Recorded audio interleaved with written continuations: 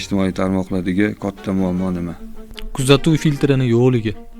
Instagramda bo'lsa, duch kelgan narsani qabul qilishi. U videoni oladida seni bir nima qilgan do'sting. Bizning yumorimiz shu darajaga yetib keldi. Mashindan kulgu bo'lyaptimi? Asosiy mana shu narsani qilish maqsadi, общий maqsad nima? Nimaga shu darajada odamlar jinniliklar qilib tashyapti bu oddiy prosmotr uchun? Bu mezonni kim qo'ygan o'zi? Nafs. O'zi anu formula ishlaydimi? Misol uchun puli bor kimdir kirib kelsa, o'g'rinimizdan turib ketamiz. Men turmayman. Xalq ikkiga bo'linib qoladi. Boy qatlan, kambag'al qatlan. O'sha mahallada katta bo'lgani ham katta plyus ekan. Sizlar shu holatga rozi bo'lsanglar, sizlarning farzandinglar bundan ham battarga rozi bo'ladi. O'g'ri bo'lib, o'rmon kesmadim, bulg'amadim qo'limni qonga, aybim faqat dunyo kezganim, jilmayganim o'tgan ketganga.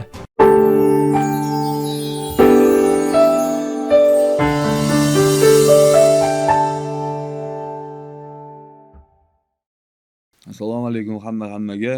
Bugungi mehmonimiz o'sha ijtimoiy tarmoqlarda o'zini million obunachisiga ega, ijtimoiy tarmoqlarda ancha insonlarga tanish bo'lgan Javohir Rasulov, ya'ni Java Rasulov. Assalomu alaykum, yaxshimisiz? Assalomu alaykum. Yaxshi qoldingizmi? Charchamayapsizmi? Xudoga shukr. Boshidan aytib o'tib ketishim kerak. Taklifimizni yo'q demasdan kelganingizga katta rahmat. Rahmat. Chaqirganingiz uchun sizlarga rahmat. Bu podkastimizning mohiyati shu yosh avlodni sog'lom turmush tarziga targ'ib qilish. Masalan, oilaviy tema bo'yicha yoki bolalar temasi bo'yicha yoki o'sha ijtimoiy tarmoqdagi holatlar bo'yicha suhbatlasak, manfaatli suhbatlasak, xudo xolasa yaxshi bo'lardi deb. Xayrli bo'lsin. Niyat rahmat. Xayrli bo'lsin. Suhbatimizni boshlaymiz. Unda o'zi hech bizda tayyorgarlik, savollarni oldindan yozib olishlar, unaqa narsalar yo'q edi. Ozgina vaqtingiz kamroqligini inobatga olib, bemalol suhbatlashimiz deb o'sha kerakli savollarni sizga bermoqchi bo'lgan o'sha hayolimdan o'tgan savollardan sekin boshlaymiz. Sizni ko'zingiz bilan qaraganda bugungi ijtimoiy tarmoqlardagi katta muammo nima? Kuzatuv filtrini yo'qligi. Ya'ni kuzatuvchi nima deydi? O'zini ongli ravishda filtrini qo'yib olmagan. Qo'pol qilib aytganda, xolodilnik ochgan paytingiz o'zingiz tanlab ovqatyapsiz-da. Sal srog o'tgan, eskiroq narsa yeyilmaydi. Instagramda bo'lsa, shuni ochdingizmi, duch kelgan narsani qabul qilishi, yeyishi, iste'mol qilishi. Bu narsani juda ko'pchilik gapirib o'tgan, yana qayta aytamiz, yo'q, filtr qilinglar. Yoqmadimi, yomon narsa chiqdimi, srazu spam, srazu sizga qiziqmasmi, bo'ldi, o'chirib tashlash kerak. Spam bosib yuborish kerak, blokka tiqib yuborish kerak. Bugun sizga normal ko'rinadi, ertaga qiziqish uyg'otadi, indinga o'zi ha-ha-hi boshlanadi, undan keyin bo'lsa odamda moyillik paydo bo'ladi. Mana shunaqa narsani ko'rmasa, yengil dopamin uyg'onmasa, yengil dopamin iste'mol qilmasa odam, boshqa narsadan o'zi maza qila olmaydi, ya'ni dopamin boshqa narsadan uyg'ona olmaydi. Boshqa narsadan, misol uchun kitob o'qigandan, sport bilan shug'ullangandan, bir qaysidir kinoni boshdan oxirigacha ko'rib, uni moralini tushunib yetib, undan chiqadigan, ishlab chiqariladigan dopamin iste'mol qilmasdan unga vaqt ketadi. Mehnat talab qiladi-da. Ammo bilan yengil dopaminga o'rganib qolgandan keyin bo'ldi, miya ishlash faoliyatini to'xtatadi. Undan ber deydi menga. Unisidan bera qol, lutchi deydi. O'sha hozirgi ijtimoiy tarmoqlarda основной o'sha ko'p foiz qismi yoshlardan iborat. Yoshlar yomon kontent chiqib qolganda yoki o'ziga yoqmagan kontent chiqib qolganda kirib kommentariyalar yozishyapti. Qaysidir og'aynisiga yuboryapti-da, mana bu narsa deb yozib yuborlaring deyapti. Bu naborot uni plyusiga ishlaydi-ku, menimcha, to'g'rimi? O'shani tushunarliroq qilib izohlab ketsangiz. Shunaqa, men bu hozirgi zamonaviy til bilan aytganda cringe videolar yoki bo'lmasa qaysidir bir deylik ongi pastroqdir. Tabiiy ravishda-da. Aqliy rivojlanish jihatdan sal nosog'lom inson qo'liga kamera tushib qoldi, o'zi nima qilayotganini o'zi tushunmayapti. Chiqib nimadir dedi, ha-ha-hi boshlandi-da, u insonga nisbatan. Uni ustidan kulayotganini u bilmayapti. U faqat shu prosmotrdagi raqamlarni ko'ryapti-da. Wow, men zo'r ketayapman deb dalshi video otdi. Qolganlar bo'lsa, kuzatuvchilar men jinnini qarang, unga jo'natyapti, bunga jo'natyapti, kommentariy yozishyapti. Bir xillari bor, u videoni oladi, seni bir nima qilgan do'sting yoki ism yozib qo'yadi. Qara Javohir bu sensan deb ikkita nuqta qo'yib qo'ygan, o'sha videoni qo'yib qo'ygan. Hamma Javohirlar bir-biriga jo'natayotibdi. Yo'q, mayli, bizning yumorimiz shu darajaga yetib keldi. Mashindan kulgu bo'lyaptimi? Mashindan mazza qilishyaptimi? Bu qo'rqinchli holat. Men o'zimga ham jo'natishadi. O'zimga ham yaqin. Zachем deyman, nimaga hozir bu? В чем прикол? Salzanda. Bo'ldimi? Xo'p, mana olib kulding, bo'ldimi? Nu, mana shu narsani boya aytganimda iste'mol qilyapti-da. Buni отправкасы, buni kommentariyasini ko'paygan sari, anu quvsichidagi ijodkor borgan sari ijodini davom ettiradi. Prosmotr bo'lyapti-yu deydi. Rekka chiqib ketadi, prosmotr bo'lyapti-yu, chunki boyaga отправка ko'p, boyaga anu komment yozishlar ko'p, rekka chiqib ketgandan keyin zo'r bo'lyapti, men bosishim kerak ekan. Instagramni miyasi algoritm ishlaydi. Bular qancha ko'p kommentariy yozilsa, qancha ko'p отправка bo'lsa, bular meni topga chiqarib, rekomendatsiyaga chiqaraverar ekan-da. Rahmat, tushunarli. Hozirgi sizni ko'zingizda, sizni nazaringizda qaraganda qaysi blogerlar xalqqa manfaati uchun ishlayapti deb hisoblaysiz? Yo, o'zi blogerstvo, o'zi asosiy qanaqa deb tasavvur qilish kerak. Hozir jinnilik bu bloger emas, bu vayner emas, bu просто jinnilik. На самом деле блогер, вайнер, это как их распределить o'zi? Blog yurituvchi o'zi boya ham gaplashdik anu. Nizomi bo'yicha 600 donadan ko'p odam podpisan bo'lsa qaysidir profilga, u bloger, blog yurituvchi. Chunki bitta normal odamni 600 ta tanishi bo'lishi mumkin emas. Agar 600 ta tanishi yoki undan ko'p tanishi bo'lsa, u значит normal odam emas, u знаменитый человек-da. Blogga keladigan bo'lsak, u misol uchun har qanday kasb egasi bloger bo'lishi mumkin deb bilaman. O'zini kasbidan kelib chiqqan holatda. Shunchaki mana har kun qilib yuradigan qaysidir ishini deylik ofitsiant ham bloger bo'la oladi-da.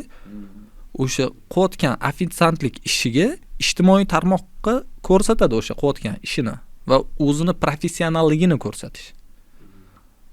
Yoki deylik siyosatshunos kimdir bo'lsa, aynan siyosiy jihatdan bo'layotgan qaysidir aktual mavzuga o'zini munosabati, siyosiy jihatdan, san'atkorni san'ati doirasida o'sha bo'layotgan voqeaga munosabati va yumoristchasiga, qaysidir nima deydi, numerologchasiga bironta bo'layotgan mavzuga o'zini qarashi, o'zini prinsipi, o'zini fikri. Mana shu xolos. Xoh bu yumorda bo'lsin, xoh bu sportda bo'lsin. O'zini qaysidir gapiradigan gapi bormi, o'zini professionalligini olib chiqib o'sha bilan gapirish bo'ldi, boshqa ortiqcha hech narsa yo'q. Kontent ham oddiy misol uchun qanaqadir video, kino, insta filmi nimadir bo'lsa, uni tagida aslida gapirmoqchi bo'lgan gapi bor. O'sha gapi gapiryapti o'zini professionalligidan kelib chiqib. Suxandon bo'lganda edi, do'stlar, mana shunaqa do'stlarni qadriga yetish, mana bunaqa bo'ladi deb o'zinikini gapirish. Bu shunchaki chiqib olib valdur.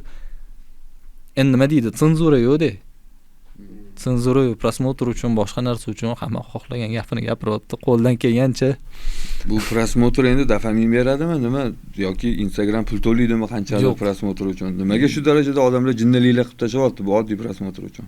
Mana shu narsani shunchaki prosmotr, shunchaki taniqlilik qorinni to'yg'izadi deb o'ylaydimi, bilmayman anig'ini men ham. Aniq ko'chada kimdir tanishi uchunmi? Kimdir 2-3 ta odam shunchaki kulgan smayliga jo'natgan, hayotida hech kim kulmagandir-da, ko'chada, maktabda.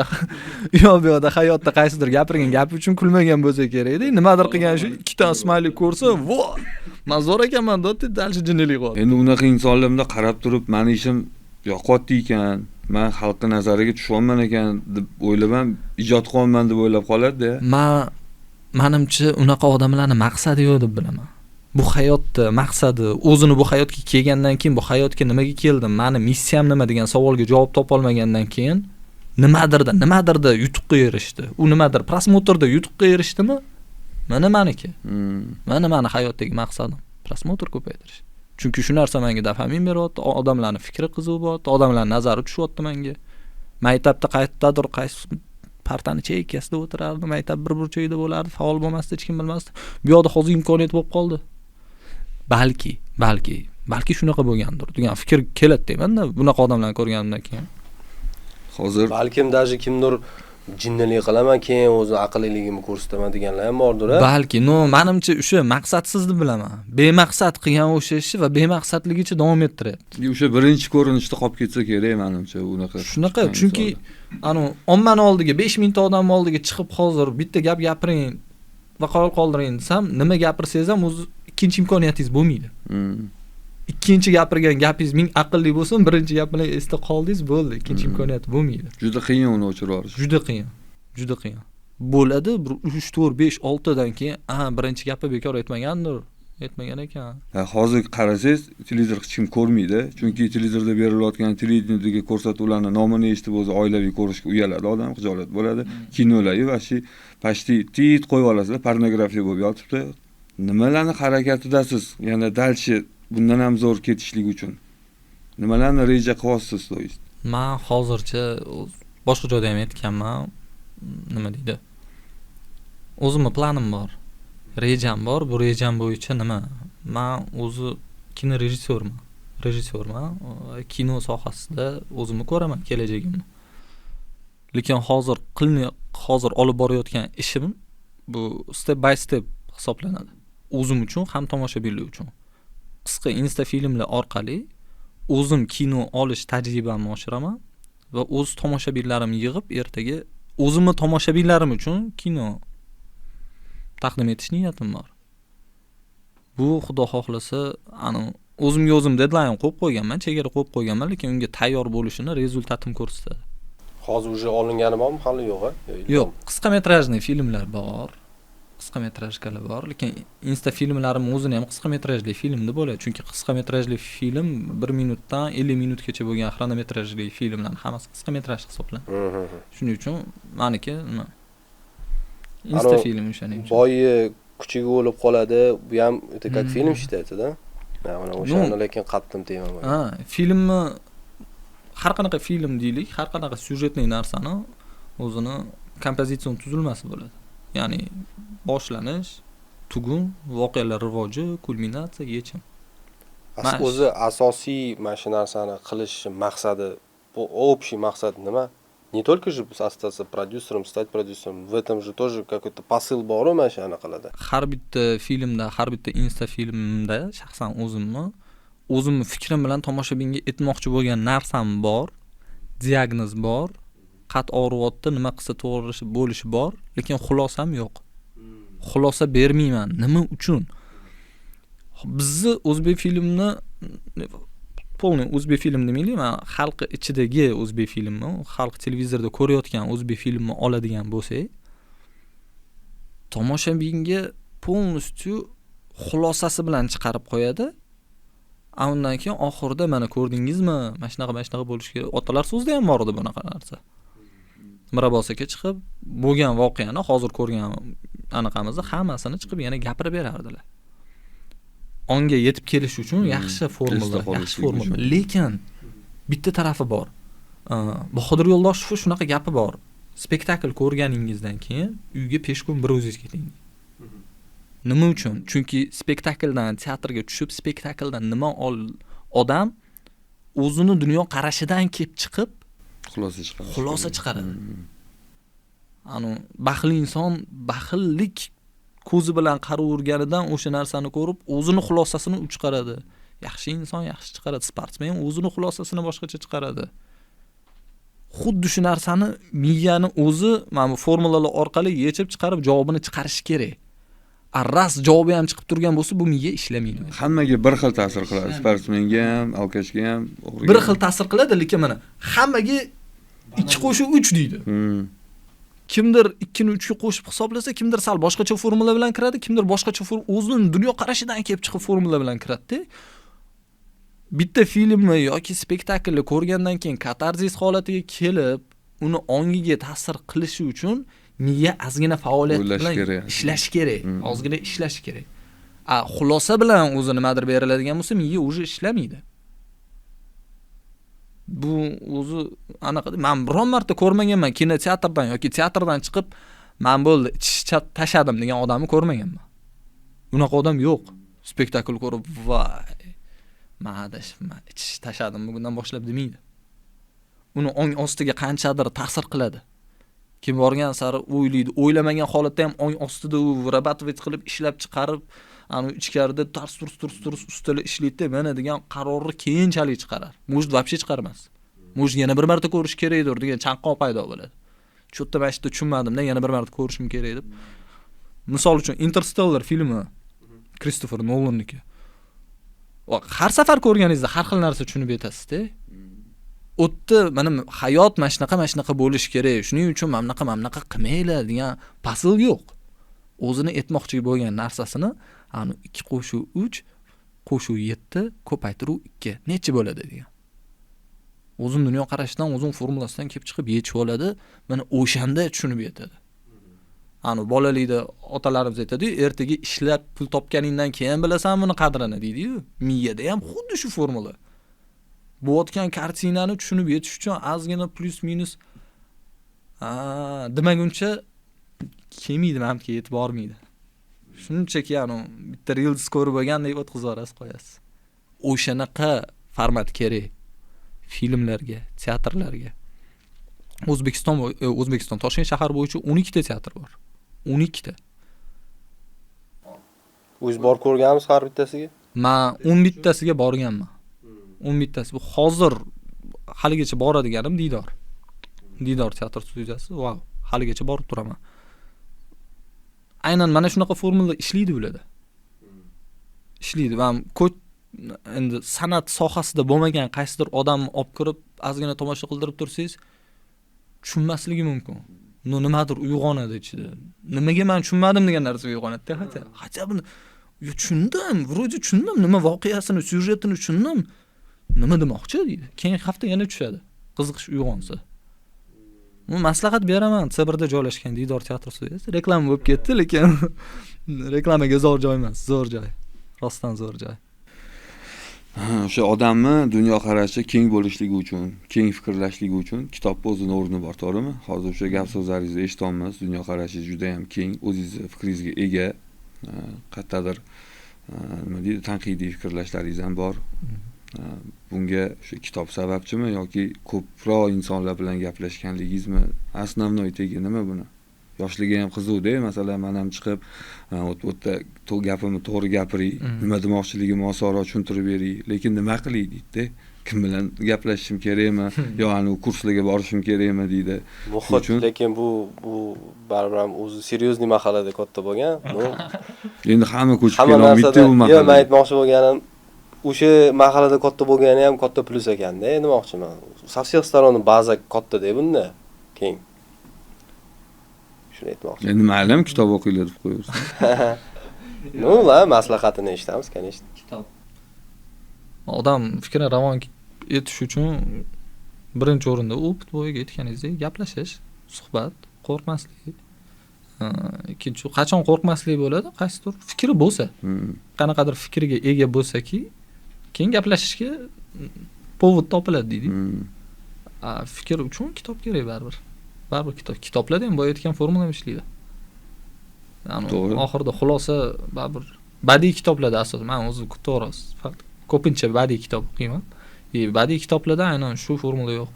Ya'ni shu formula ishlaydi. Ya'ni oxirida xulosa yo'q. Xulosa berish, xulosa chiqish o'zida. O'zi anu formula ishlaydimi? Ko'plar aytishadi-yu, kitob o'qisang, misol uchun, ishtash biznes haqida, bu biznesmen bo'lib oligarx bo'lib ketishim mumkin deb o'sha realni ishlaydimi? Misol uchun men kitob redko o'qiyman-da. Men bunaqa men o'zim teatralniy institutda o'qiganman, ungacha Respublika Strat sirk kollejida что o'qi deyishadi doim. Kitob hop o'qiymiz. Da o'qiymiz. Men o'qimas deydi. O'qirdik. O'qish ham bilish kerak. Bu qachon bilinadi? Teoriyada bilinadi-da endi. Ya'ni teoriyani olib bo'lganingizdan keyin o'sha tajribada bilinadi bu narsa. Praktikada. Ha, praktika qilayotganingizda, voy to'xta, mana shu haqida men Stanislavskiy mana bunaqa degandi-ku. Mana men shuni qilman-ku deydi. Mana bitta qolib ketadi. Deydi. Endi tushundim. O'sha payt o'qigan kitobingizni ma'nosini endi tushunib yetasiz. Bundoq kelganda ekan-da. Uning uchun xotirani yaxshilab qoldirib o'qish kerak. Baribir bu bizani ongli ravishda tushunmasak ham ong ostiga ta'sir qiladi baribir kitob. Baribir kitob. Ozuqa kerak baribir. Ha, chunki men Kafkani o'qigan odamlar nimagadir anaqa kirib ketib qoladi. Moralga kirib, bulutlarning ichiga kirib ketib qoladi, o'zimiz tilda aytganda. Dostoyevskiy o'qigan odamlar o'qib turib hozir siz Dostoyevskiyni o'qiyapman hozir, ikkinchi mana kitobi juda qiziq bo'lib qoldi degan odam bilan gaplashsangiz, qanaqadir o'zi bilmaydi, o'zi sezmagan. Doim yonida yuradigan odamlar ham sezmagan. Nasriyati yo'qolib, qanaqadir qat'iyatliroq, ruskiroq mamlaqa bo'lib qolgan. O'zi ham bilmaydi buni. Bu ong ostiga baribir ta'sir qiladi. Sherlock Holmesni o'qiydigan bitta tanishimiz bor edi. U apshi Sherlock Holmes hamma kim yozgan, falonchi yozibdi, yangisi chiqibdimi, kinosini ko'rib boshqa qilgan odam sishik bo'lib ketganda. Odamlar gaplashsa, analiz qilib nima deyapti, nima unaqa ketdi. Kino ko'rib o'tiribmiz. Yunusobodda olingan ekan, 7-kvartalda o'tdi. Xarakterga ham. Hozir nima keragi bor sizga bilmayman, o'sha xayolim kelib qoldi deydi. U ta'siri bor-da. U o'shaning uchun o'zini sohasidan kelib chiqib, o'zini favoritlaridan kelib chiqib, o'zini dunyoqarashi, kitob o'qish kerak baribir. Da boya aytganingizdek, nutqi ravon qiladigan narsa ham kitob. Kitob. Suhbatdosh. O'zi o'zbekcha kitob bilan misol uchun russkiy kitob bilan farqi bormi? Ular aytadi, russkiy kitoblar baribir mana smysl bogati, ko'proq qanaqadir объемныйroq kiradi deydi. O'zbekskiy sal o'zidan. Tilida o'qigandanmi? Tarjimonga ham bog'liq. Manbaga ham bog'liq. Agar o'ris odamning kitobini o'zbekcha o'qirsa boshqacha, ruschasini originalini o'qisiz ham boshqacha. Manbasi qat'iy. Shunaqa tarjimonga ham bog'liq. Misol uchun Erkin Vohidov tarjima qilgan bir ikkita kitoblar bor. Voобще zo'r. Yeseninning she'rlarini shunaqa tarjima qilgan. Yesenin kelib o'zbekcha gapirgan, yozganmi deysiz? Qofiyalari bilan? Qofiyalari bilan. Ha. Ma'nosini olib chiqib bergan. Ha. Nimasi bor edi? She'ri bor edi. Aldamasman o'zimni bu kun. Yuragim aldamasman o'zimni bu kun. Voy, esimdan chiqdi hozir. Ikkinchi qator esimdan chiqib qoldi. Mayli necha qo'yib yuboriladi. Aldamasman o'zimni bu kun. Tak shunaqa joylar bor. Bezori deb nom oldim nechun? Nega nomim bo'ldi janjalkash? O'g'ri bo'lib o'rmon kesmadim, bulg'amadim qo'limni qonga, aybim faqat dunyo kezganim, jilmayganim o'tgan ketganga. Men Maskovlik bir dalli yigit, o'zimga xon tanti, chapani, ko'chadagi har bir daydi it, yurishimdan taniydi meni. Tverskovni ko'rib uzoqdan bosh irg'ishar, hatto otlar ham. Jonivorlarga yaxshi o'rtoqman. She'rim ular dardiga malham. Boshimdagi bu silindrim jononlarga yoqish uchun emas. Unda berib baytallarga yem, chaynashiga qilurman havas. Odamlardan yuvdim qo'limni. Yana esdan chiqdi. Odamlardan yuvdim qo'limni. Nima odamlardan yuvdim qo'limni, nimadir qildim. Eng yaxshi ko'rgan galstugimni kuchuklarning bo'yniga taqdim deydi. Endi darddan holiman bu kun, ichimda yo'q uqubatli g'ash. Bezori deb nom topdim shu uchun nomim bo'ldi janjalkash. Bu Yeseninning o'zi periyod qilingan variant. Ha, Yeseninning o'zi o'zbek tilini o'rganib yozgan deydi. Men o'sha she'rni ruschasini ham o'qidim. U biroz bor, ozgina o'zgartirishlar bor, lekin o'zgartirishda ham gap bor-da. Ya'ni Yesenin aytmoqchi bo'layotgan gapni tushuntirib bera olgan. Doslovniy перевод emas, smyslovoy. Ma'nosi turibdi. U mana shunaqa bo'lsa, tarjimonga ham bog'liq demoqchiman-da. Bunaqa narsalar bo'lsa, wow, rostdan wow. Chunki haligacha rus dramaturgiyasida ham Yeseninning she'rlari, Pushkinning she'rlari, Lermontov she'rlari nima qilinadi-da, o'rganib chiqiladi-da. Erkin Vohidov o'zbek tilida shu darajada qilib qo'ygandan keyin ko'p kitob o'qiganlarda ham ozgina bunday qarasangiz fikrlarida sal chalkashliklik seziladi. Bir xil odamlar shu ko'p o'qib o'rganligidan. Anaqa tutolmaydi. Anaqa bitta fikrini bayon qilib aytayotgan payti ikkinchi fikr uyg'onadi. Hozir o'shani ushlab turaylik-da, unga o'ylanib ketib qolib, keyin bu yoqqa ketib. Shu uchun men o'ylayman, kitobni oldiga sportni ham qo'shish kerakmi deyman-da. Hozirgi daqiqalardan qanaqa foydalansa bo'ladi, shu qanaqadir shu ko'rayotganligi manfaatli, foydali как rejissyor. Masalan, hozir har xil kasblar ko'payib ketdi. Kimdir qaysidir biznes orqasidan yaxshi pul topyapti. Kimdir bunda qarayapti-da, meni qo'shdim, mana bunaqa ish qilyapti. Mana shunaqa ish qilsam, pulim ko'payib ketar ekan deyapti-da. Biz qaragisi ham kelmaydi, ana ishni qilsa ko'yni ayniydi, lekin pul topish uchun o'shani qilmoqchi, misol uchun. O'zi uni ham negizi bor-da. Mana muvaffaqiyatga erishgan insonga taqlid. Bitta qilib aytganda-da, hozir aytmoqchi bo'lgan narsangiz. Muvaffaqiyat nimada degan savol uyg'onadi endi. Puldami? Hozir ko'chada qarasangiz, nima ham bor? Bitta BYD mashinam bor, ikki tashqi uyim bor, kvartiralarim bor. Wow, muvaffaqiyatga erishgan inson.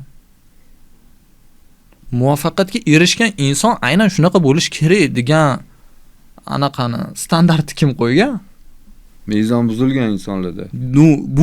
Bu mezonni kim qo'ygan o'zi? Nafs. Stereotipga aylanib bo'ldi-da o'zi. Versalda to'y qilmabdi.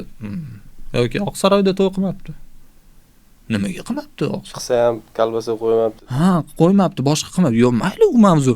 Nimaga aynan zo'r joyda to'y qilgan odam muvaffaqiyatli odam? Nimaga aynan 2-3 ta mashinasi bor odam muvaffaqiyatli odam? Nimaga hamma taniydigan odam muvaffaqiyatni standarti qayerda? Shu mezonni to'g'rilashlik bizning maqsadimiz. U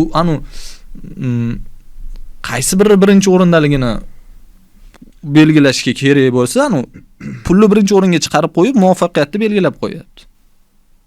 Lekin bilmaydi u insonda qanaqa muammolar bor. Mana nimalar evaziga bunaqa muvaffaqiyat berilganligini. Yo'q, mayli, muvaffaqiyati ham nimani evaziga, boshqasi nimaga mana shu narsani muvaffaqiyat deb biladi degan savolim bor-da. Puldami muvaffaqiyat? Atrofdagi jamiyat shunaqa ko'tarib olganda bittada. Shunaqa bo'lib ketgan. Shayxdinga ahvorda. Tabaqalanish bor-da, misol uchun tabaqalanish. Hozir misol uchun puli bor kimdir kirib kelsa, o'g'rinimizdan turib ketamiz. Men turmayman lekin. Zo'r-da. Siz uchun o'sha muvaffaqiyat bu pulda emas-da. Men uchun muvaffaqiyat mana bitta zo'r ishlaydigan odam muvaffaqiyatli inson. Men o'shanga o'xshashga harakat qilish bo'lsa, bu sekin-sekin rivojlanish bo'ladi-da. Kim o'zariga moliyaviy tarafdan kim o'zariga agar muvaffaqiyat belgilanadigan bo'lsa, xalq ikkiga bo'linib qoladi. Boy qatlam, kambag'al qatlam, o'rta qatlam bo'lmay qoladi keyinchalik. Hozirgi kunda sezilarli darajada bilimoti tabaqalanish bor, даже yaqin og'aynilarning ichida ham. Men o'shaning uchun misol hozir bu gapim bilan muvaffaqiyat pulda emas. Kelinglar, muvaffaqiyatni mezonini, uni standartini menga qo'yaylik demayman. Bunaqa ilmim ham yo'q. Har tomonlama. Men diagnoz qo'yishi bilan anaqa yozib bera olmayman. Yo'q, davolab bera olmayman. Misol yechim bering demaymiz, masalan, siz audio. Yo'q, o'zi buni uzr, o'zi ko'rayotgan odam ham mana muvaffaqiyatni qo'pol qilib aytganda pulga qo'yib qo'yganman, lekin erisha olmayapman, значит, ошибка bo'lyapti. Bekormanmi yoki urmanman deydi o'zi. Aqlli bo'lsa, ozgina kitob o'qigan bo'lsa. Men misol uchun-da, mana bittasiga qarab turib, mana bunaqa BYD mashina olib turib, voy, havas qildim. Men ham olaman deb harakat qilib, boshqa qilib, pul topib, u yoq bu yoq qilib, olgandan keyin bilasizmi nima bo'ladi? Hech nimadirga bo'lganmi? Men misol uchun bo'lgan, rostdan bitta mashina olganman, voh, mazza qilganman. Bo'ldi. Nimaga mana shu? Bo'ldi va mazza qilmay qo'ydi. Mazza qilish dopamin jarayonida deyshim. Sababini aytaymi? Chunki boyaga orzu meniki emas edi. Boyaga mashina olish u kimdir olganini ko'rib men havas qildim-da, uni anaqasini orzuyini kopirovka qilib olib, o'shani amalga oshirdim. Agar meni orzuyim o'zimni ichimdan uyg'onib qilgan orzuyim bo'lsa, men har safar o'sha yerga borsam mazza qilaman, nimadirga-da. Har safar o'shaganimda mazza qilaman. Voy, javob mujiksan-da. Voy, deyman. Arras siz misol uchun orzuyingiz, wow, uymi durust qurib qo'yganingizdan keyin kirib mazza qilmayapsizmi? Значит, qayerdadir xatolik ketgan. Orzu qilayotganingizdami, maqsad qilayotganingizdami, jarayondami bir anglab olish kerak edi. Unga lekin aka siz 5 yil, 10 yilni tikib qo'ydingiz. 10 yil endi qaytara olmaysiz. Boshqatdan yangi orzu qilish ham menimcha kech bo'lgan bo'lishi ham mumkin. Orzu qilishi kech. O'shaning o'sha farzandni inson ko'rgandan keyin все до конца. Ha, mana farzandni bu narsa bor. Kimdir farzandli bo'lgani uchun farzandli bo'lmaydi hech kim. To'ppa-to'g'ri. Bu o'shaning uchun bu muhabbati boshqacha. Da. O'shaning uchun odam o'zini o'zi analiz, o'zini o'zi filtr qilgan holatda men bu hayotga nimaga keldim, bu hayotdagi missiyam nima?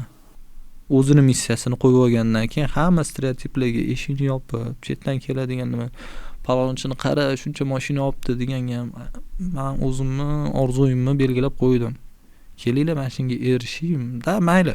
Bitta Malibu olib, misol uchun umrimni hammani xursand qilib qo'yarman qanchadir vaqtga. Men umrimning oxirigacha xursand bo'la olmayman. O'zimga, o'zimni talentimdan, qiziqishlarimdan, menga berilgan iqtidordan kelib chiqib, mana shu orzuni tanladim. Mana shunga erishib, adashsam ham, adashgan bo'lsam ham, yetishganimdan keyin bu masligini bilgan taqdirimda ham achinmayman-da.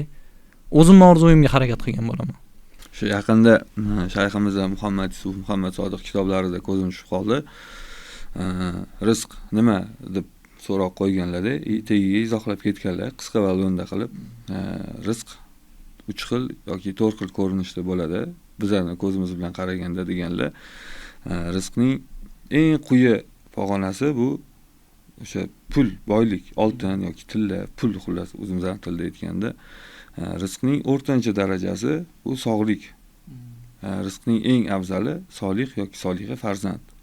Hozir bizda shunaqa insonlar bor, qarasangiz farzandlarini ko'rib havasingiz keladi. Voy meni ham qizim shu qizga o'xshasin, voy meni ham o'g'lim shu bolaga o'xshasin debdi. Lekin eshitsangiz qanaqadir dunyoviy elementar arzimagan pulga yoki arzimagan qanaqadir vaqtda hal bo'lib ketadigan narsani deb, men nasreniyam yo'q, men уже to'yib ketdim, charchab ketdim, tushunasizmi? Ani rizq nima edi-yu, u odam nimani muammo qilyapti? O'sha farzandlarga erishguncha qancha qiyinchiliklar bo'ldi.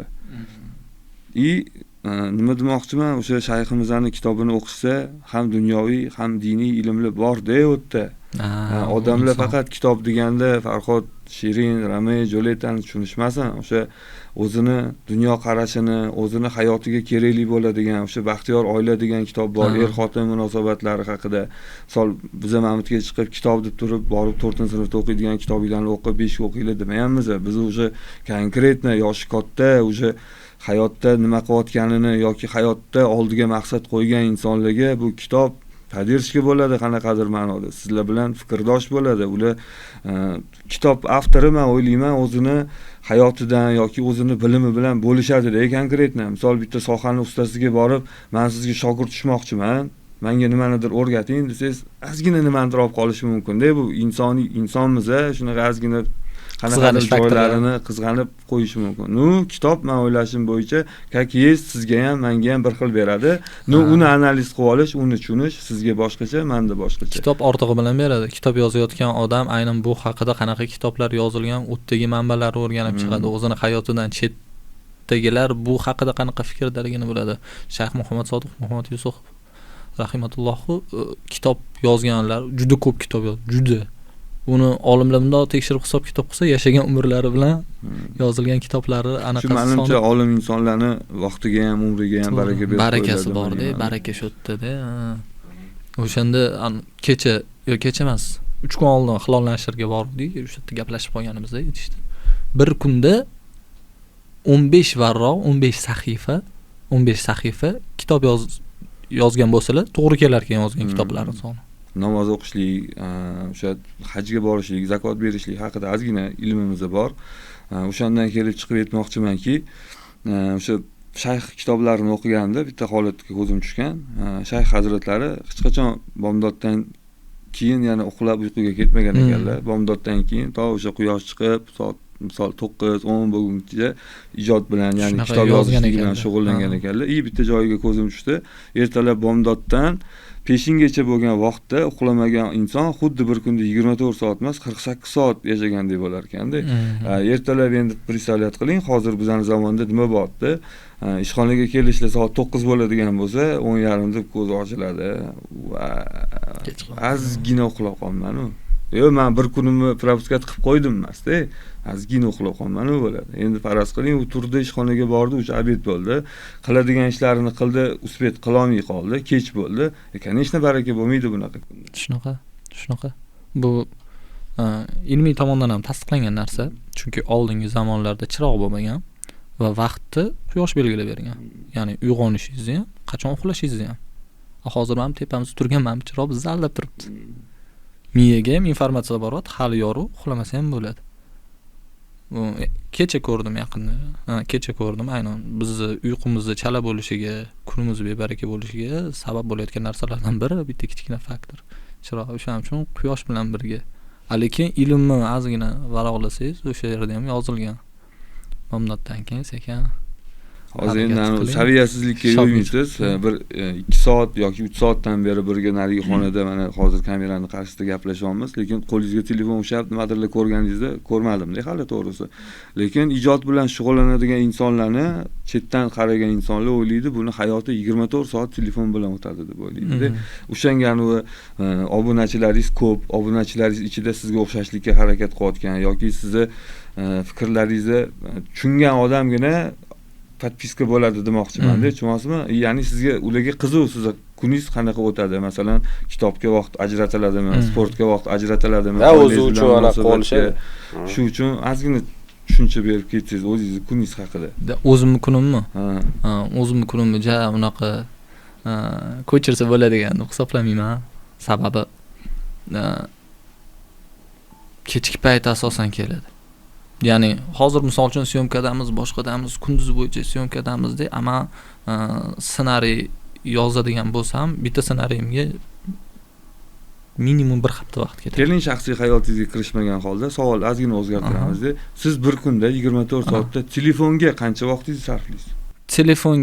Telefonga ko'p vaqtimni sarflayman, lekin telefondan foydalanish imkoniyatidan kelib chiqish kerak. Ya'ni Instagramga ko'p vaqt sarflamayman. Story qo'yishim kerak bo'lsa yoki kimdir "Mana bu yangi post chiqibdi, mana buni ko'rmasam bo'lmaydi, sani mavzuing" demasa yoki o'zimni tanishlarim bo'lmasa. O'zingizdan o'zingiz kirib olib, qanaqadir qanaqadir bo'lar bo'lmas videolar 3 soat, 2 soatlar bunaqa narsa. Yo'q, unga misol uchun kino ko'raman. Bir haftada bo'lmadi deganda 7 ta kino ko'raman. Shu kitob ham qanaqadir kitobni televideniya versiyasi, undan nimadir ozuqa oladi miya. Menda misol uchun anaqada ketsam, mashinada yursam, audio kitob постоянно. Zalda savol bor ekan, marhamat zalda. Men aytmoqchi bo'lganim, misol uchun qayerdadir keldingiz, очередda turibsiz, misol poliklinikadami. Ana o'sha очередda bir yarim soat vaqt ketadi. O'shani orasida telefon ishlatiladimi yo'qmi o'sha? Yoki nima deydi, boya aytganimdek, o'zimni tanishlarim nimasini listat qilib ko'rishim mumkin, что ijtimoiy tarmoqda hozir nima aktual, nima yangilik, nima muammo. Ya'ni rasmiy xabarlarda nima yangilik, o'zi qayerda siyosatda nima bo'lyapti. Просто так yo'qman. O'zim uchun. Yo'q, просто xingir video ko'rib o'tirishga bilmadim. Goh bo'lib qolmasa, lekin mudom bunda emasman. Na samom деле o'sha eng katta virus, xato ish mana shu bo'lsa kerak o'zi. O'sha boya aytganimdek, o'sha ko'pchilik gapirgandek, dofamin yeyverib, arzon dofamin o'rganish bo'lib qoladi. Usiz bo'lmay qoladi. Anaqada ham chiqib ketdi-ku, kunuz qo'ydim, qayerda ko'rdim. Chetdagi bolalarni videosini ko'rsatganda, bolalar uxlayotgan joyda mana bunaqa qilib yotibdi.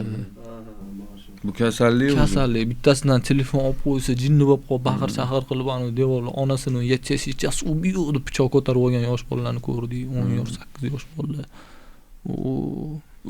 Ularga bizdan oldinroq kelgan va bizni ham shu narsa kutyapti degan anaqa emas, yo'q emas, qo'rquv. Hech bo'lmaganda agar sekin uzilmoqchi bo'lsanglar, hech bo'lmasa shaxmat o'ynanglar. O'sha foydaliroq nisbatan. Men kino ko'raman, bo'lmasa. To'xtatib bo'lsa ham kino ko'raman. Yo'lda ketayotganimda anaqa eshitib ketaman, audio kitob.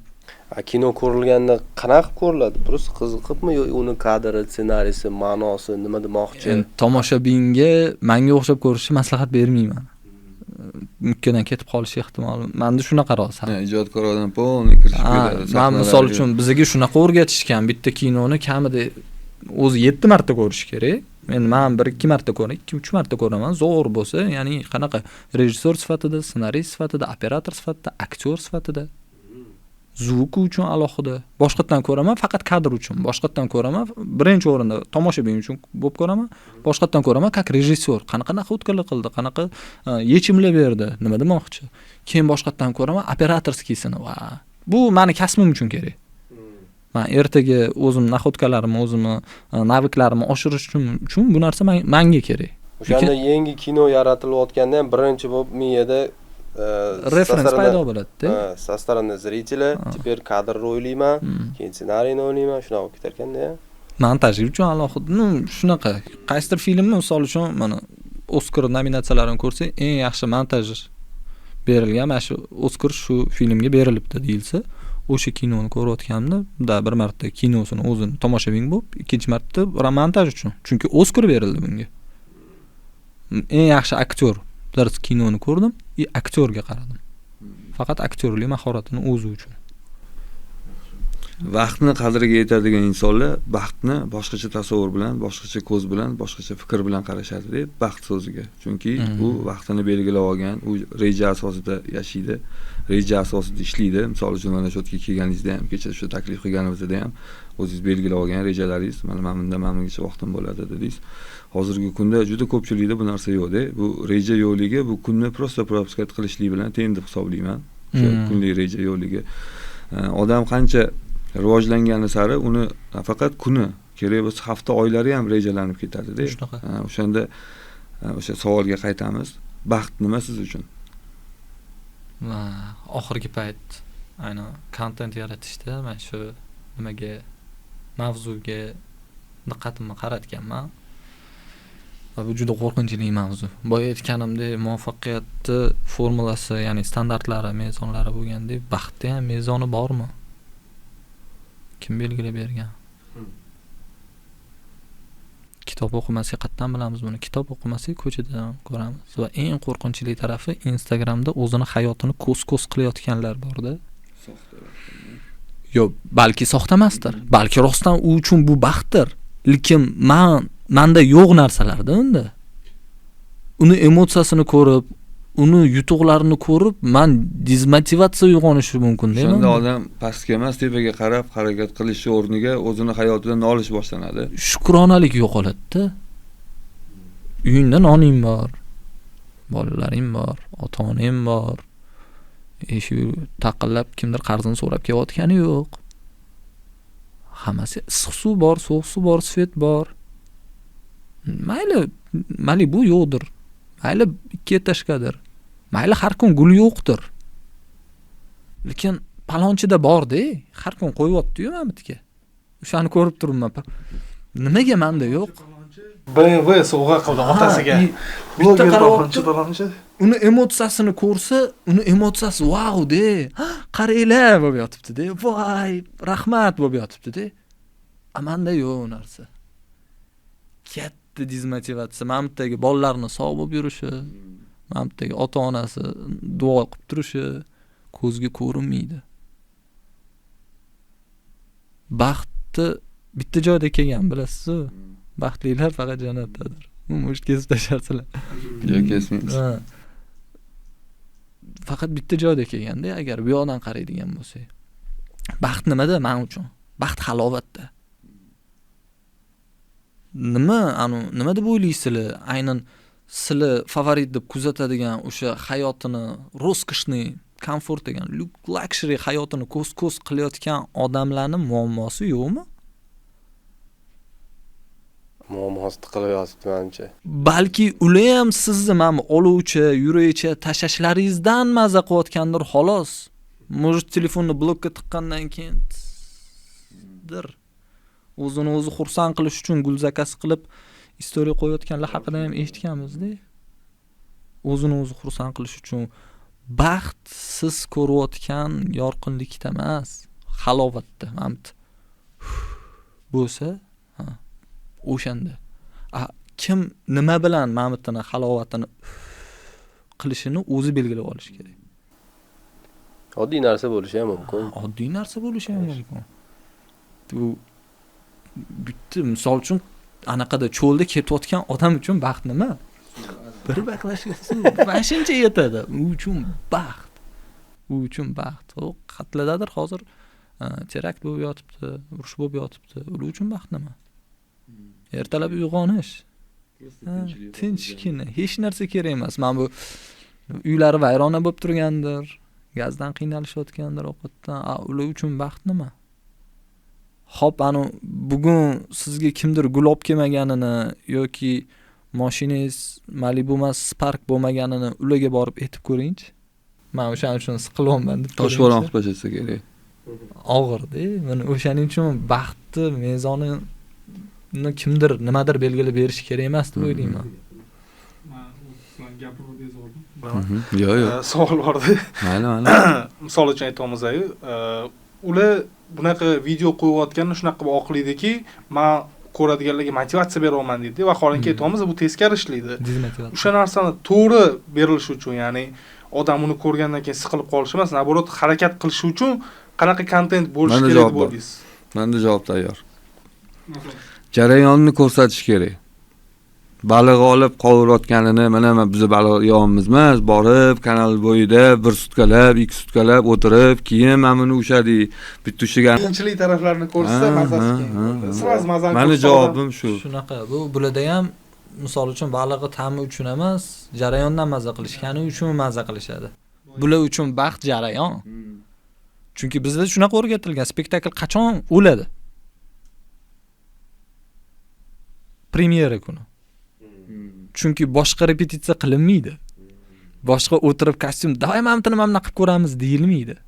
Premyera bo'ldi, uxladi u. Necha marta qo'yilsin o'zgarmaydi endi. Men bitta insonni bilaman. O'zi chet elda. Endi hozir sifralari bilan oyligini aytish shart emas. Kamroq summaga ishlaydi, majburlikdan ketgan oilasi uchun-da. Unda pulga hisoblaganda 5 oy ishlab o'sha uylanmoqchi bo'lgan qiziga yoki kimga qanaqadir qizga iPhone olib beryapti-da. Tasavvur qiling, 5 oy umrini nimaga sarflayapti? Kim uchun sarflayapti? Tushunasizmi? Masalan, bir kunda yoki 2 kunda topganda ham hozir 25 ga kirgan bola, bitta farzandi bor, ko'chaga chiqib ketyapti. Oyi, o'g'limga pampersga pul kerak. Tasavvur qilasizmi? Hozir jamiyatda ahvoli qanaqa darajada og'irligini men nimaga bu gaplarni aytayapman? Chunki sizlar o'zingizlarning ishinglar bilan, o'zingizlarning kontentinglar bilan bo'lib, ahamiyat bermagan bo'lishinglar mumkin, ahamiyat bermasliginglar mumkin. Bu jamiyatda juda ham ko'payib ketdi bunaqa holatlar. Qanaqadir iPhone uchun umrini bag'ishlab yorayotganlar. O'sha chet ellarda ham ko'rdik-ku, internetlarda keldi, pochkasini sotib.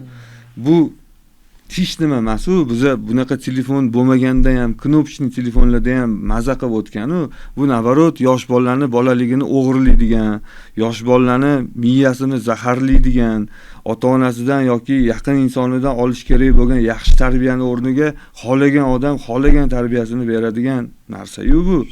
Bitta bu arzimagan narsani, bo'lar bo'lmas narsani ko'rish uchun umringlarni bag'ishlab yubormanglar unaqa. Bu arzimaydi. Undan ko'ra bitta halol kasb, mehnat o'rgatinglar, kelajakda o'sha narsa farzandinglarga fundament bo'ladi. Bitta o'sha kichkina o'rgatgan narsanglar farzandinglarni kelajagini o'zgartirib yuborishi mumkin. Keyin yana bitta narsa iltimos qilmoqchi edim. Majburlab hech qaysi kasbi professionalini yetkazib bo'lmaydi. Sizlar farzandinglarni qiziqishinglarga qaranglar yoki o'zingizlar yosh bo'lsanglar, o'zingizlar qiziqqan sohaga qaranglar. O'shaning ustida ishlanglar, o'shaning ustida bilim olinglar, o'shaning ustida izlaninglar. Keyin sizlardan qanaqadir professional yoki qanaqadir yutuqqa erishgan odam chiqishi mumkin. Kimdir yaxshi pul topyapti ekan deb tarvuz sotsa, qo'shninglar tarvuz olib kelib tushirib olmanglar. Yoki kimdir yaxshi mashina sotib foyda qilsa, mana shunaqa ishlar. Yo'q, u foyda unda emas. Kimga rizq, qaysi kasbdanligini hech kim bilmaydi. Masalan, men yaxshi ko'rgan ish boshqa bo'lib turib, boshqa narsa bilan shug'ullansam, bu ishdan men pul topa olmasligim mumkin. Lekin hech kim shug'ullanmayotgan ishni qilib turib, men yaxshi pul topishligim mumkin. Chunki men u ishni pul uchun qilmayman boshida-da. Men u ishni yaxshi ko'rganim uchun qilaman, yaxshi bo'lishlik uchun qilaman, o'shanda menga padarkasiga bo'lib qolishi mumkin qolgan narsalar. O'shanga siz ham o'zingiz auditoriyangizga, o'sha yoshlarga maslahat va tavsiyalaringizni bersangiz. Aytganingizdek to'g'ri, hozir bloger bo'laman degan ko'payib ketgan-ku. Qanaqa bloger bo'lasan sen? Kontent qilaman. Kontent qilaman, zo'r bo'ladi. Xo'p, qanaqa? Nima? Zo'r videolar olaman. Nima olasan? zo'r video vayn olaman aka, vayn. Qanaqa vayn? Mittilarga, dilinglarga o'xshab, voy. Mitti bilan dilingni bosib o'tgan qadamini ko'r. Oson emas. Men maslahat beraman, ha. Xo'p. Bo'l vayner. Qanaqa birinchi o'rinda mana hozir Bobur Mansurov, Mittimi, Dilimi, yana boshqa vaynerlarni oladigan bo'lsak, birinchi savol, men nimaga aynan bu blogerlarni emas, seni kuzatishim kerak? Shu savolga o'zing javob ber, menga emas. Men ideyalarim qo'y, isbotlamanda. Birinchi savol. Ikkinchi savol, hozir shunaqa akula gigantlardan o'tib qayerga borasan? To'g'risi-da. Raqobat kuchli juda. Raqobat aynan vayn sohasida, blog yuritish, content, aynan ijtimoiy roliklar sohasida, konkursli blogerlar ham ko'payib ketgan, ular borasida yo'q. Juda ko'p. Bozor to'lib ketgan. Nima qilay? Men kirmayman, nima xohlamayapsiz? Kir.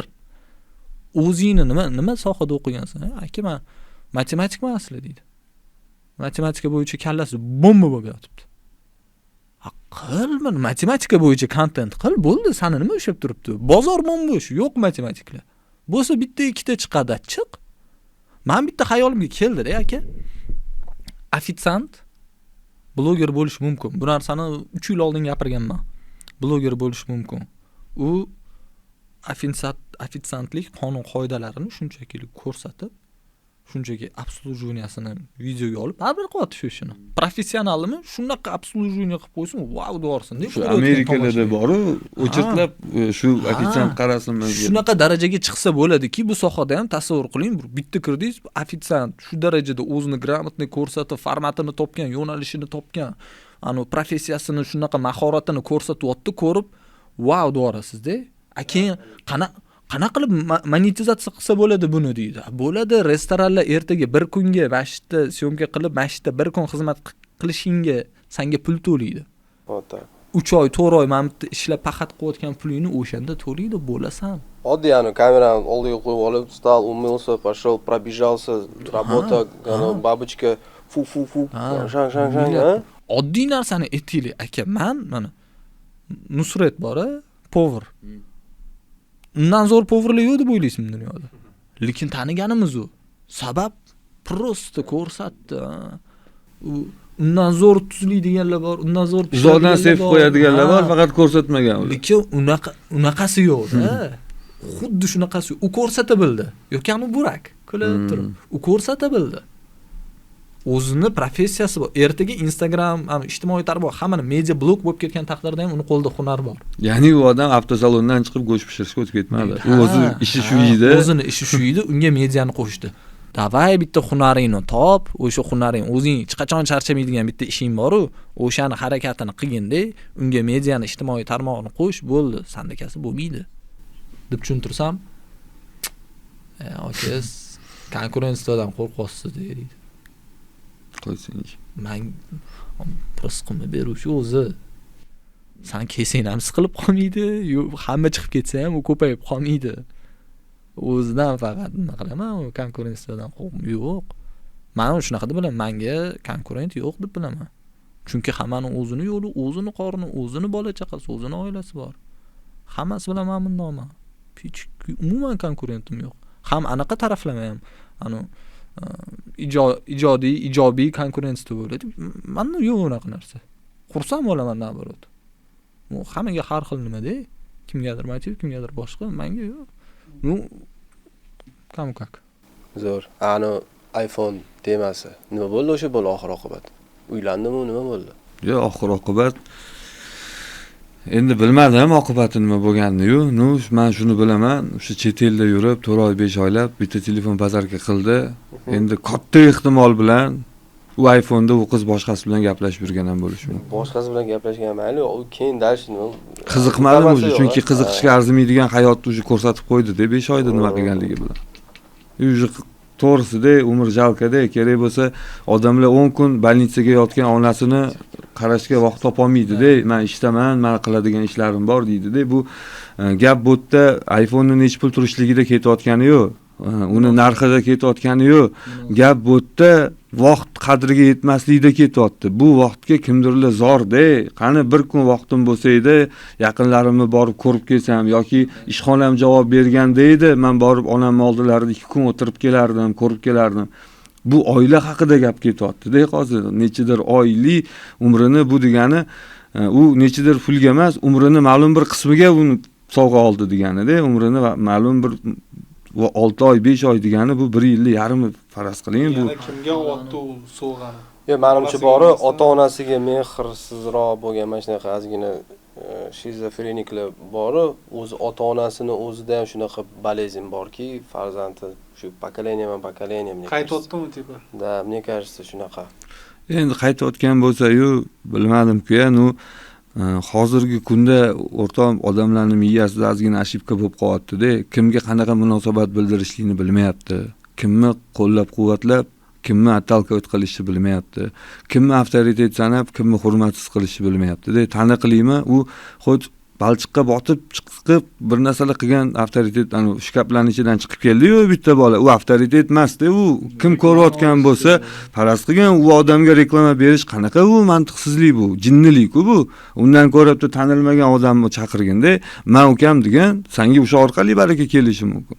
U qanaqadir isqirtlik qilgan odamni olib chiqib turib ommaga bu nima ideal ko'ryapsizlarmi shunaqa insonlarni? Yo shunaqa insonlar sizlarni yaqininglar shunaqa ish qilsa faxrlanasizlarmi? Mana yaqinimizda qarochi shunaqa qildi, reklama beringlar. Yo'q, unaqa odamlarni vashi iloji boricha shunaqa qilish kerakki, uyalib yursin ko'chada unaqa qiladigan insonlar. Bu birovning oilasiga yaqinlashish, birovning oilasini buzish, birovning oilasini buzganligini ommaga olib chiqib, yana uyalmasdan shunaqa prikollar qilib qatga qarab ketyapsizlar.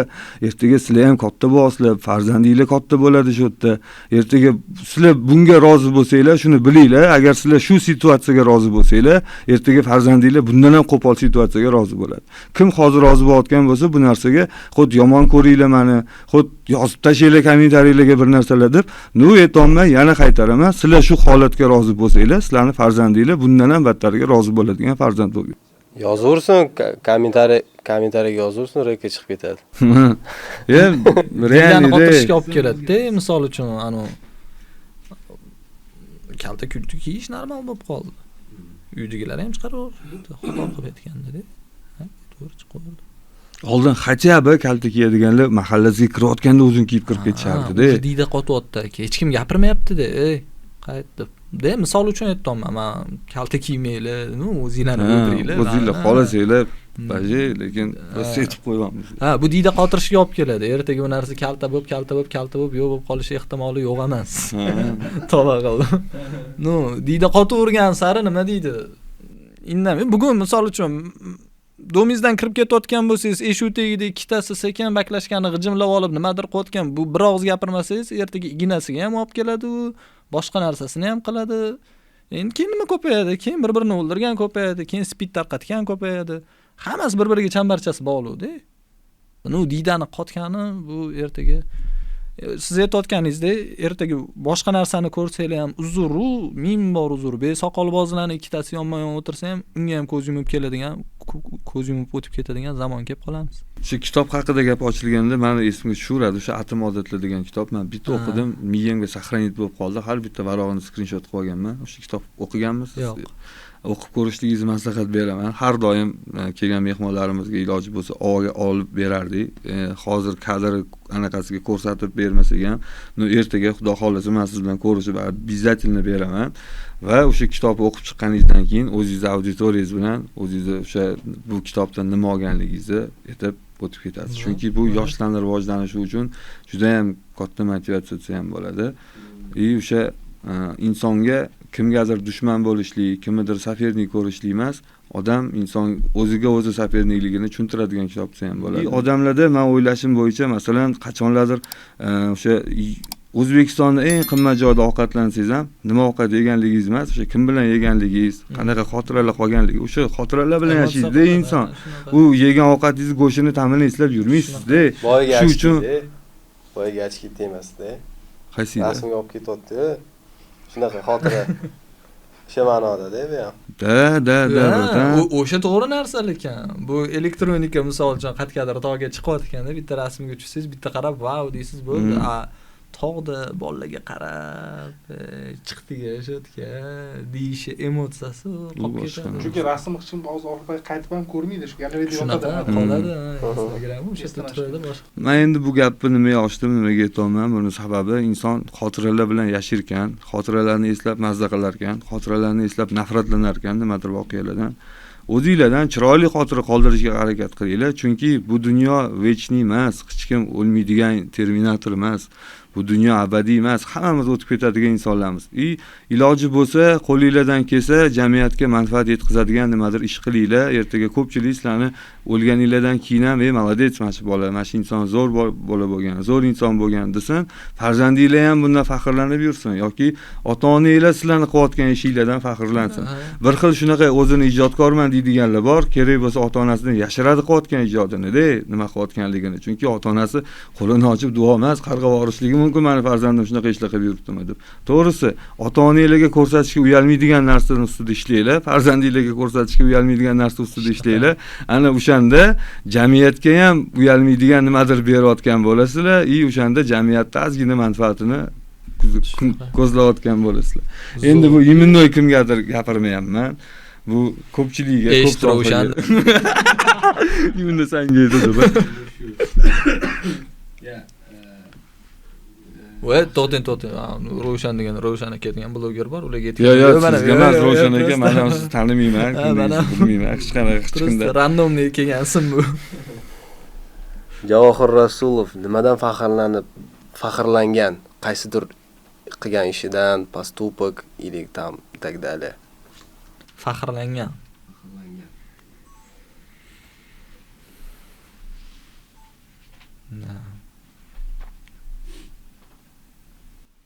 Ikki marta bo'lgan ekan. 2 marta bo'lgan. Shunchaki oyim bilan adam qo'llarida bitta stakan Ka'baga qarab zamzam suvi ichayotganlarini chetdan ko'rganman. Bu baxt. O'sha payt mana o'shani o'zi mana o'zim olib kelib shundan zamzam berganman-da, orqaga o'tib tomosha qilganman. Tomosha qilib turganman. Erishgan narsam bor shu deb qo'yganman, menimcha.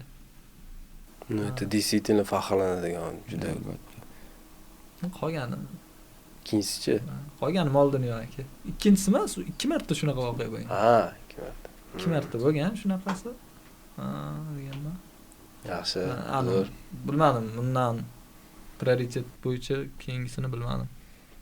Javohir vaqtimiz ham o'sha mana mo'ljallangan vaqtdan o'tib ketib qopti. Biza ana yaxshi suhbatdosh bo'lsa vaqt qanaqa o'tganligini bilmay qoladi-da odam. O'shanga noto'g'ri tushunmaysiz. Zo'r.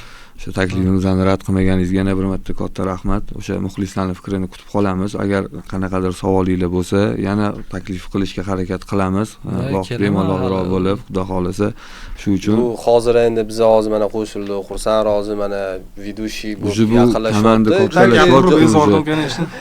Javohir Rasulov ham qo'shilib olishi mumkin. Ertaga qol 4-5 ta ведущий bo'lib. Chunki bu peredachani, bu ko'rsatuvi, bu proyektning maqsadi jamiyatning manfaati uchun, jamiyatni sog'lom turmush tarziga targ'ib qilishi uchun.